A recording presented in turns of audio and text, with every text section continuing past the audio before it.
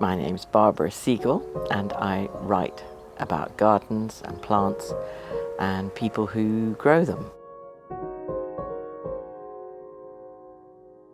My main thing when I started this garden was to try and have plants that were productive as well as ornamental. So if things can give me lots of colour and beauty in spring, summer and autumn, as well as fruit or flowers, then they're in. And I would say that's a good thing to do. Coming out and seeing roses all through the summer, particularly the yellow rose called Graham Thomas, which has been non-stop flowering since probably the end of May or before. I have cut it back quite a bit, but it just keeps on giving. So that puts a smile on my face.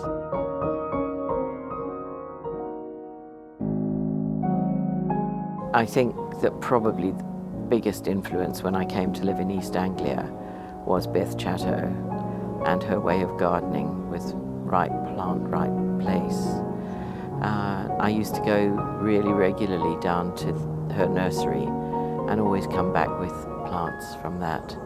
And so I think she's been a great influence on me and also on a lot of gardens in this area. You can see the plants that she favoured. Very early on I crawled, I was told, out to the leaky tap at the bottom of the garden where mint was growing, and mint loves to be in a moist, damp situation.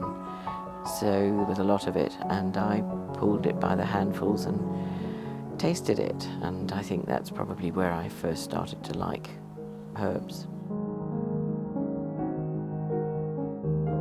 My gran and my mother, who were both gardeners, were sort of early inspiration, I suppose. I meet so many interesting garden people, and I guess it's a bit like trying to choose your favourite garden. It's who you've spoken to last gives you something to think about. I'm intrigued by the ideas now that are current about rewilding, but I'm not sure. Well, I think my garden's pretty wild anyway.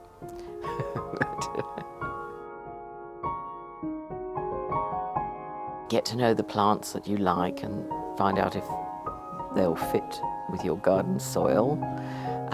If they don't, you probably will still want to have them if you love the look of them. So you might have to create little environments that will suit them.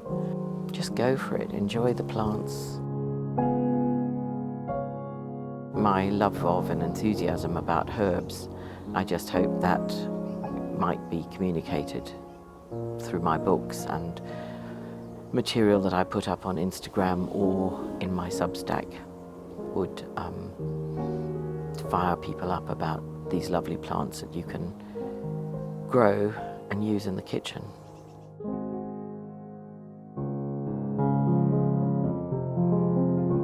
Well, I think like Ellen Wilmot, who sort of dropped seed of Eryngium, Miss Wilmot's ghosts in gardens.